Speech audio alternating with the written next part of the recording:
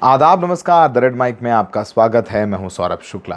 सुबह के 9 बज चुके हैं और तमाम अपडेट्स लेकर के हम आपके सामने हाजिर हैं। सीज फायर की मियाद खत्म होते होते डोनाल्ड ट्रंप ने फैसला किया कि वो अपनी आर्मी को कह रहे हैं कि हमला ना करें। युद्ध विराम बढ़ाया गया है।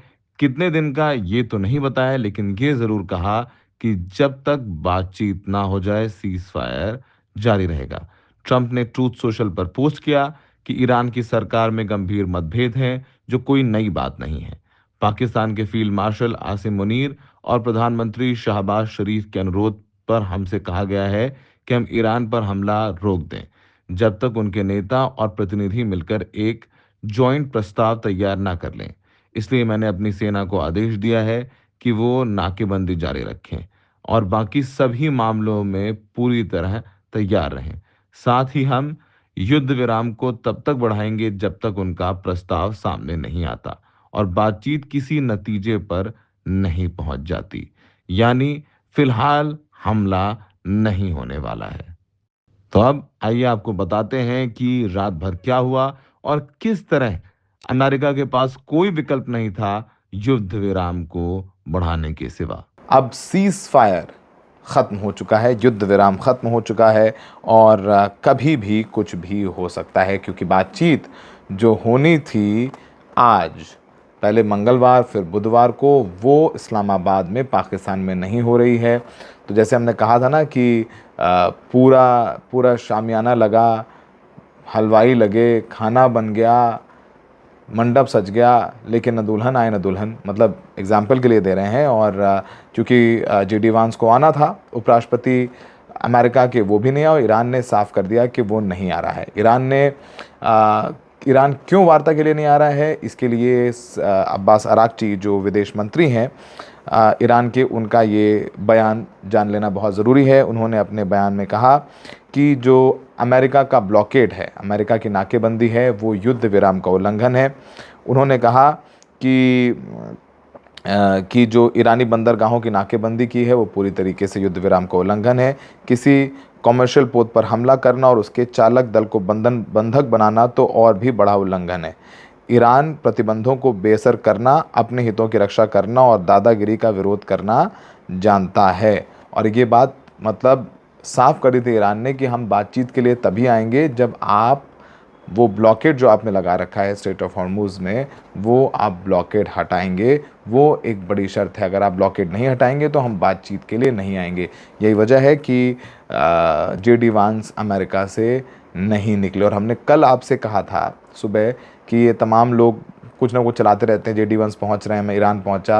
मैंने कहा था जब जेडी वांस इस्लामाबाद में पहुंच ना जाएं, आप उनकी तस्वीर इस्लामाबाद में ना देख लें, तब तक मत मानिएगा कि जेडी वांस पहुंचे हैं। और यही हमने कहा था ईरान में भी कि अगर अब्बास अराक्ची या गालिबाफ की तस्वीर आप इस्लामाबाद में ना देखें तो ये आप समझ जाएं कि वो नहीं पहुंचे हैं। तस्वीर आए तब ही अपने आप मान लीजिएगा ये पहुंचे, वरना ये सब काइट फ्लाइंग चल रही है।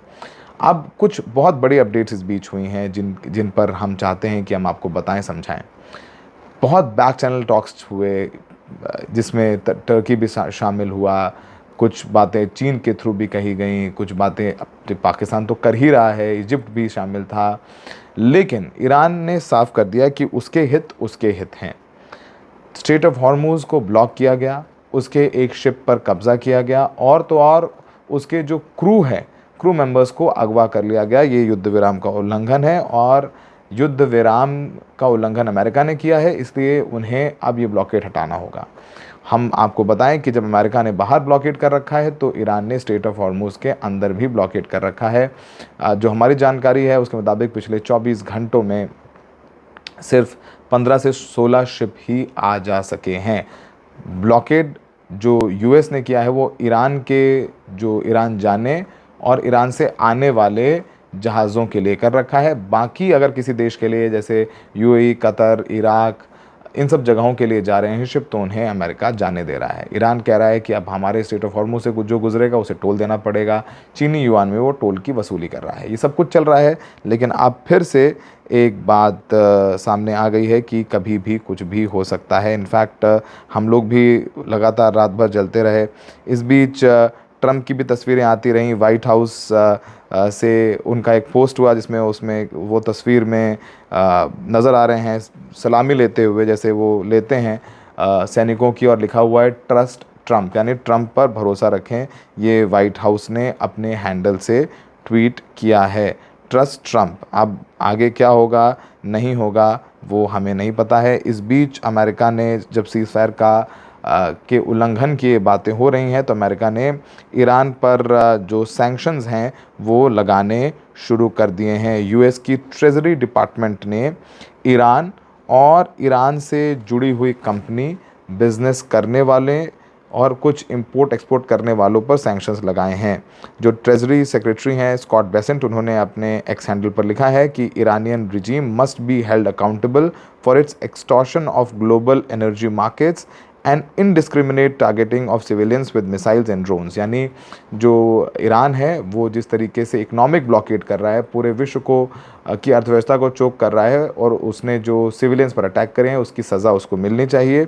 Under Donald Trump leadership as part of economic fury, Treasury will continue to follow the money and target the Iranian regime's recklessness and those who enable it। यानी वो जो ईरान के पैसे हैं उस पर अपना कंट्रोल रखेगी। यानी एक जो शर्त ईरान की थी, या जिसमें ये कहा जा रहा था कि वो जो ईरान के एसेट्स हैं डिफ्रीज़ किए जाएंगे, वो भी डिफ्रीज़ नहीं किए जाएंगे, और जो उसे वो इकोनॉमिक फ्यूरी कह रहे हैं, मतलब ये आर्थिक गुस्सा है जो ईरान पर अमेरिका निकालने की कोशिश कर रहा है।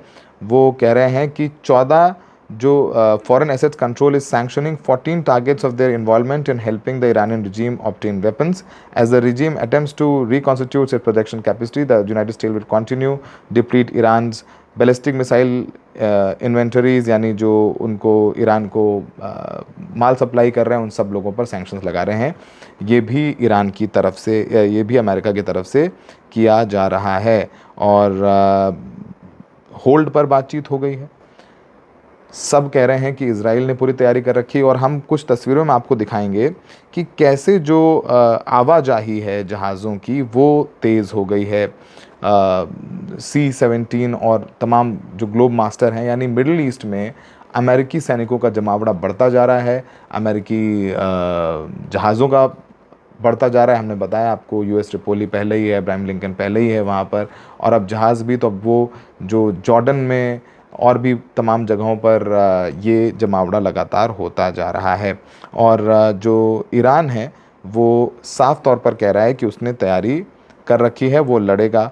अब इस बीच तमाम बयान भी आते रहते हैं। हूतीज़ ने ये कहा है कि अगर युद्ध होता है तो वो इस युद्ध में शामिल होगा, और वो मिडल ईस्ट में जो लड़ाई होने वाली है उसमें शामिल होगा, और वो रेड सी में ब्लॉकेट करने वाला है।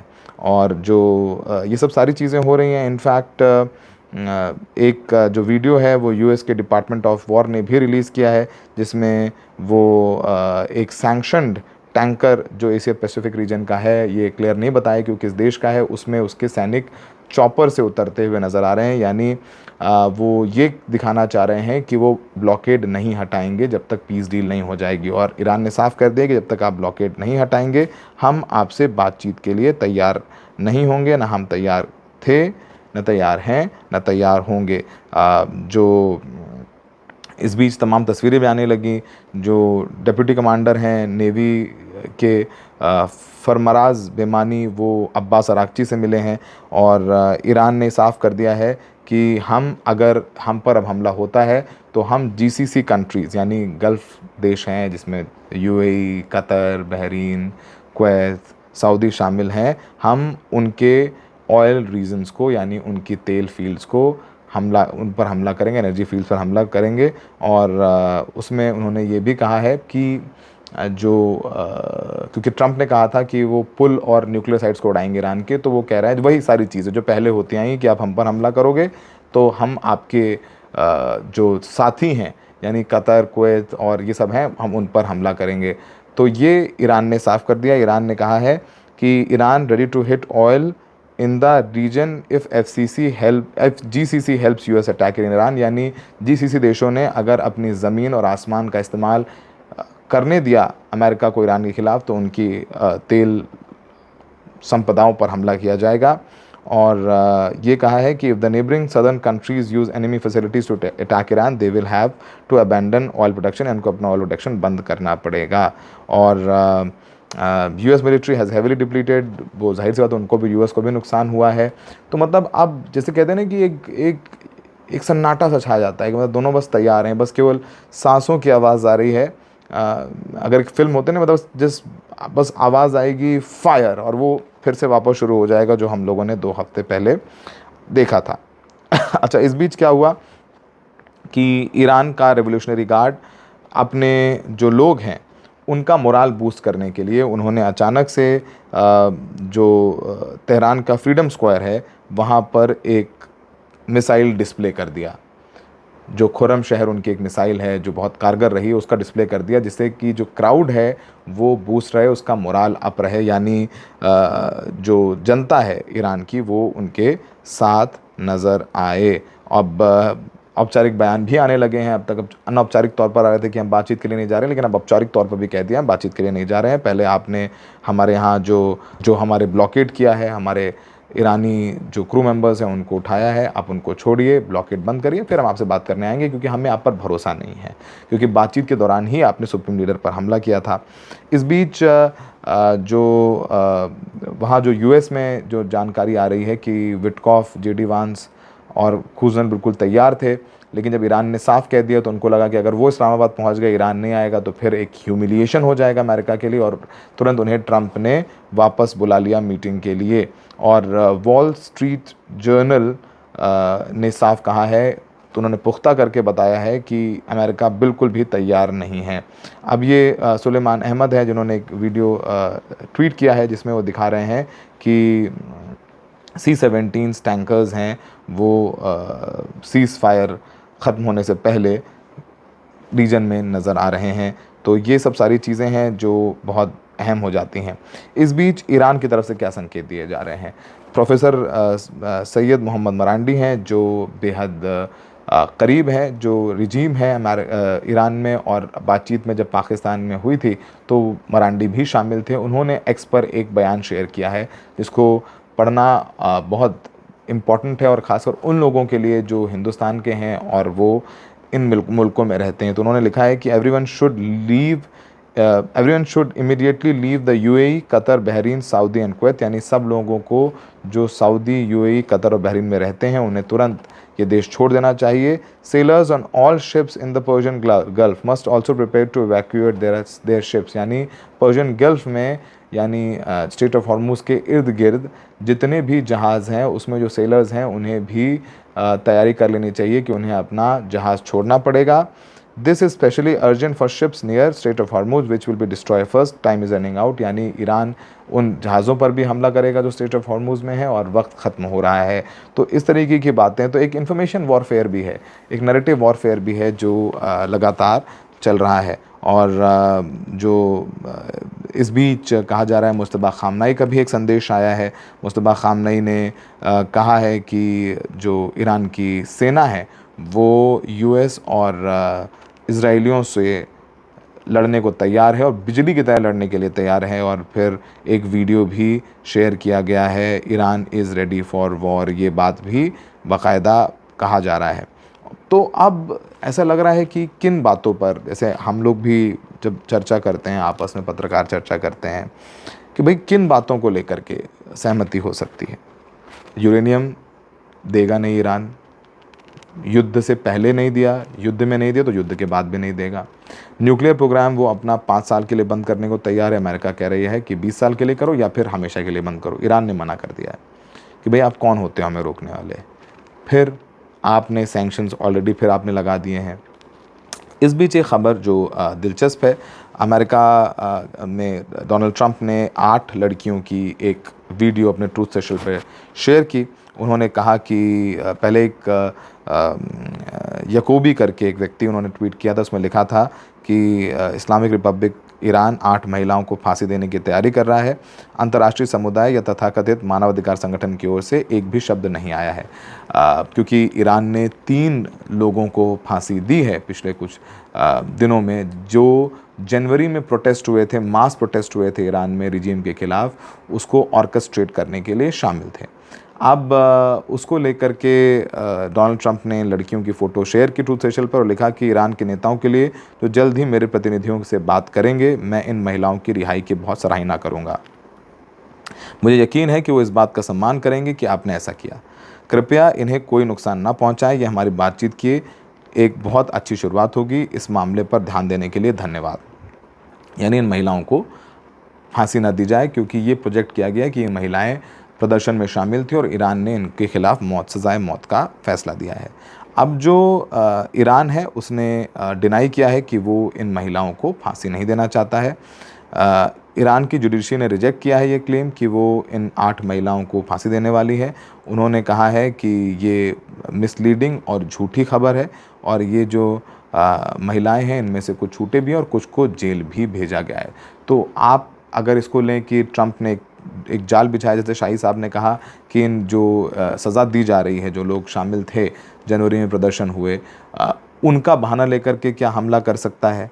क्योंकि अभी तक तो ईरान यही कर रहा था ना कि हज़ारों लोगों को मार दिया ईरान ने, अमेरिका ये कह रहा था ना कि हज़ारों लोगों को मार दिया ईरान ने जनवरी में, इसलिए हम उन पर हमला कर रहे हैं, वो सिविलियंस को मार देते हैं, वहाँ डेमोक्रेसी नहीं है। तो जब ये खबरें आएंगी कि इनको सज़ाए मौत दी जा रही है तो अमेरिका उसका बहाना लेकर के हमला कर सकता है। लेकिन ईरान ने कह दिया जिन 8 महिलाओं की तस्वीर माननीय डोनाल्ड ट्रंप साहब ने अपने ट्रूथ सोशल पर शेयर की है, उनमें से किसी को भी मौत की सज़ा नहीं दी जा रही है।